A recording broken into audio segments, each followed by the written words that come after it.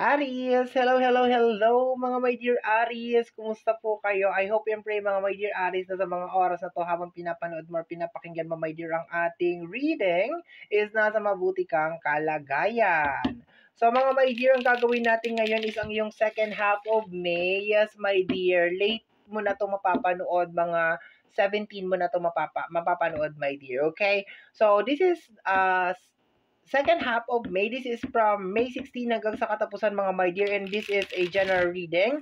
So reminder mga my dear na ang gagawin natin today is general reading, so hindi po ito 100% na mag-resonate para sa ating lahat. So please mga my dear, lower your expectation pagdating po sa mga general reading. Okay my dear, 8 cards tayo. Umpisa natin my dear sa base card. Okay, base card. My dear ha, pag ganito na ito ha, medyo clear ko lang my dear ha. Pag ganito na first 15 days or second half my dear ng buwan, wala tayong specific dito na love or money or career, wala. Kung ano my dear yung lalabas, yun yung babasahin ko. Sometimes, meron parehas. Merong love and meron career. Sometimes naman, career lang. Sometimes naman, love lang. Meron naman tayong ina-upload my dear na mga specific na reading para doon lang. So, abang-abang ka na lang or subscribe my dear sa ating channel para alam mo na, updated sa ating mga uploads. Pero ang first 15 days and second half talaga is ano yan siya, wala talaga yan siyang specific talaga na kung saan siya lalagpak, kung love ba or career, kung ano yung ibibigay sa atin, kung ano yung ipagkakaloob sa atin, my dear, ng mga baraha, yun yung babasahin natin, okay? Nilinaw ko lang, my dear, okay? So, let's go tayo, my dear. 4 cards muna tayo, tapos ika-clarify natin ulit ng additional 4 cards. First card natin is the energy of the Judgment. Okay. So, sa energy ng Judgment, meron daw mangyayari, my dear, sa second half of May. Okay? So, ika-clarify ko pa tong card na to, pero this is something na parang nakaka-excite na energy. Okay? Something na parang suspense. Okay? Kasi kailangan ko pa yung clarification niya. Okay? So, tingnan natin, my dear. Mamaya pa yung clarification yan. Next card. Aries, second half of May, we have here the energy of the King of Pentacles. Okay? So, King of Pentacles is pagiging stable na may kinalaman sa usapin ng financial, my dear. Okay? So, there's a tendency, my dear, na maranasan mo na parang gumaganda, my dear, yung flow ng pera sa'yo, my dear, sa second half of May. Okay? Sa takbo, my dear, ng reading natin ngayon, mas lamang yung energy ng pera. Okay? So, kung nakapokus ka, my dear, sa love, hindi mo makikita to. Posibleng madadamay ito. Mararamdaman mo, my dear, di kunyari, nakapokus ka lang talaga sa love, hindi mo mararamdaman to na maganda pala ang second half of May para sa money. Kasi, kunyari, may issue sa loob ng relationship, nag-aaway kayo ng partner mo, blah, blah, blah, hindi, madadamay ito. Hindi mo ito mapapansin. Kasi bakit, my dear? Ang pinaka-focus ng reading natin is more on money. Okay? So, tingnan mo to, my dear. To the point na my dear, yung Judgment at saka yung King of Pentacles, posibleng meron something na mangyayari. Although, hindi naman niya clarification to, pero parang nararamdaman ko na parang there is something na mukhang na, there is something na parang magiging stable, my dear, sa usapin ng financial sa second half of May. Okay. So, tingnan natin, my dear. Next card is ang energy ng Page of Cups. Okay? Nakukuha ko dito is be careful with your emotion. Okay? Kasi parang pakiramdam ko your emotion is very deceiving. Okay? Parang yung emotion is mapanlin lang. Yun ang nakukuha ko. Huwag magpadala sa iyong damdamin, sa iyong emosyon. Yun ang nakukuha ko. Ngayon sinasabi ko nga sa iyo kanina, umpisa pala ng reading, kung may nangyayari sa loob ng love life or ng iyong puso, hindi mo to mapapansin. Okay? Kagaya ng example ko kanina, kung nag-aaway kayo mag-partner, hindi mo to mapapansin talaga. So, sa energy ng page, parang be careful with your emotion. Pag-aralan mo yung iyong emosyon. Okay? Sige, doon muna tayo. Next, last card natin sa ating base card is ang energy or ang card ng the Tower. Okay, may Tower ka. My dear, may mga connection na kinakailangan na magtapos. Okay? Ganito yan, my dear, ha? Eto na, pumasok na yung love ng dahil sa Tower.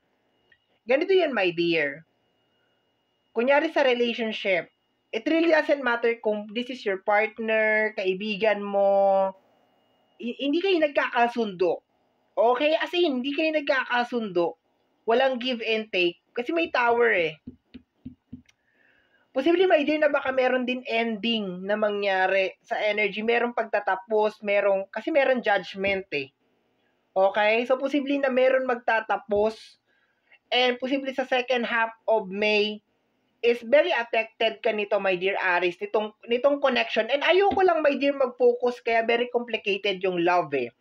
Ayoko mag-focus lang, my dear, sa partnership. Okay? Posibleng relationship to, partnership to, pero posibleng friendship din to. Posibleng friendship, posibleng any connection na may kinalaman sa usapin ng love. Okay? Ang nakukuha ko kasi dito, my dear, for this abundance ng King of Pentacles, makapasok sa'yo, my dear Aries, you need to let go of somebody or some energy. Okay? Kailangan magkaroon ng Tower. Ay kinakailangan kontrolin mo yung iyong emosyon. Okay? Kailangan mo tanggapin, my dear Aries, na wala na talaga, eto na yon. This is the end. Ito na talaga yung connection. Ito na talaga yon. Okay? Kinakailangan na talaga namin maghiwalay sa energy nitong Tower. Kasi, baka, ang lakas ng energy dito sa base card natin, my dear, na nakaka-apekto siya sa flow ng pera mo. Nakaka-apekto siya sa blessing mo. Okay? Pangit man pakinggan, pero kung sino man tong minamahal mo or pinaglalaanan mo ng iyong pag-ibig, ay nakaka-apekto talaga siya, my dear, sa pasok ng iyong kadatungan. Okay? So, sige. Alis na tayo dito. Clarify na natin ang bawat isa. Paki-clarify po ang ating judgment card. We have here the Ace of Swords. Okay? Sakripisyo, my dear. For you to be successful, you need to make a sacrifice. Merong kinakailangan magtapos, merong kinakailangan mag-end. Meron kang kinakailangan i-prioritize, my dear.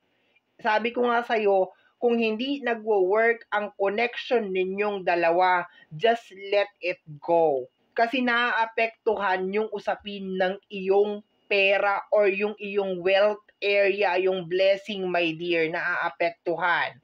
Okay? Tingnan mo ang Ace of Swords. Okay? May crown sa dulo. Okay?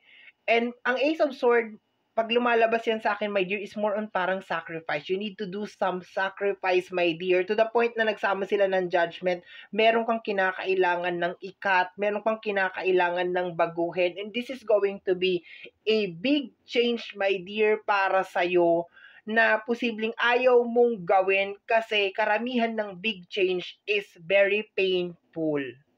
Masakit. 'Di ba? Kumbaga yung meron akong naalala na parang sa TikTok na kung naririnig mo lang kung anong sinasabi ng isipan ko, masasaktan ka. Ay, hindi mo magugustuhan, sabi. Tapos sabi naman nung kasama niya, bakit? Ano bang nasa isip? Wag. Masakit.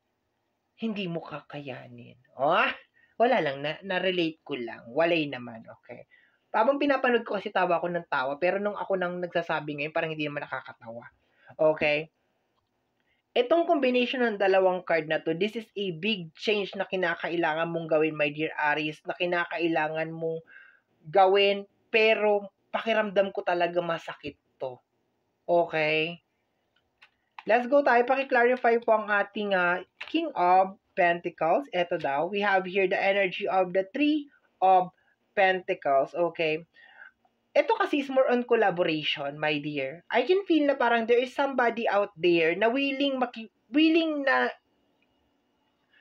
makipag-collab sa'yo. Willing na parang, teka, pakiramdaman natin tong second card Willing na tulungan ka para maging maayos yung usapin ng pinansyal mo.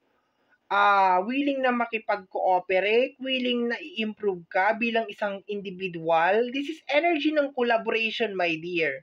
Okay, sinasabi ng card na to na focus ka lang talaga sa usapin ng money. Anything, my dear, na magdadala sa'yo ng money, focus ka dun sa second half of May and magpo-work siya, magkiklik. Pero once again, nag-warning ako sa'yo sa una pa lang ng card na kung nakafocus ka talaga sa love, lalo na kung may nangyayari sa loob ng love nyo, tapos merong ayaw mag-let go, talagang hinahawakan, talaga super kapit talaga, kapit to so on and so forth, hindi na talaga nagwo-work, ganyan-ganyan, pinaglalaban pa rin. Wala to, my dear. Hindi mo mararamdaman yung pagiging stable. Nakukuha ko, my dear, na there is something na may kinalaman sa usapin ng pera, career, wealth, energy, na posibleng mag-start, my dear, sa second half of May, kung talagang paglalaanan mo lang talaga ng pansin at hindi mo ilalaan yung iyong energy sa mga bagay na wala naman talagang benefits sa'yo. Okay, pero knowing you, my dear Aries, talagang lahat ng benefits mo ay nakalagay sa mga lugar na wala naman talagang benefits sa'yo. Okay? So, tingnan natin, my dear. Third row natin is the energy of the Five of Pentacles. My dear, hindi to maganda. Magkukulaps talaga, my dear, ang iyong usapin ng pera talaga going down. So, control your emotion talaga. May mga bagay, walang forever. Yun na lang sasabihin ko sa'yo. Okay?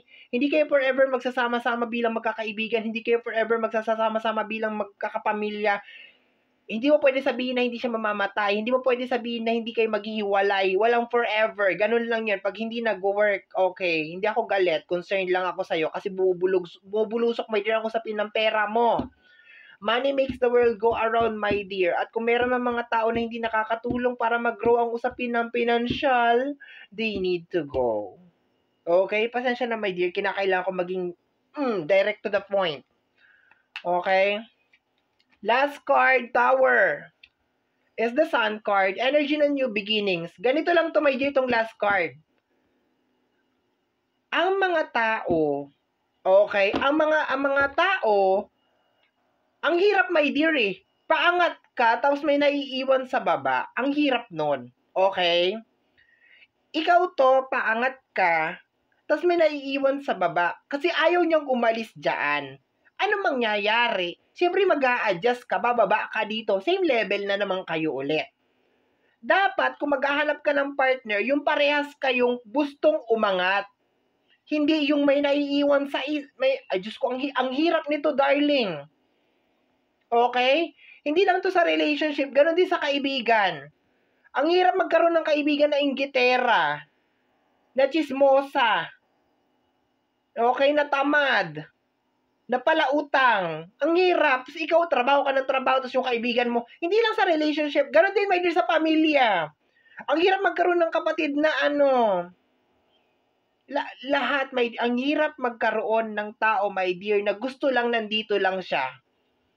Ikaw to, you want to go up. You want a happy life. You want a happy relationship. You want a stable life. Tapos siya, nandito lang. Agay, aray ko. Ang nangyayari?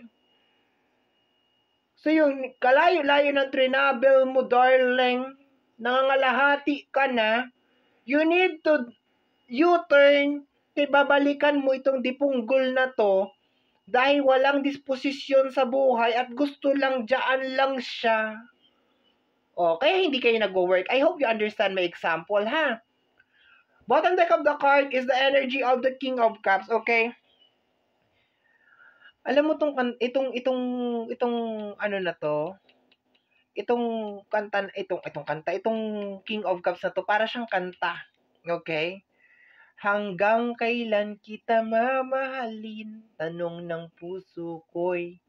Yung kanta ni Angeline, alam mo yon? Yung habang ikaw ay narito sa dibdib, paglalaban ko ating pag-ibig, katangahan. Ay, sus, Ginoo ko. Bahala ka, Day!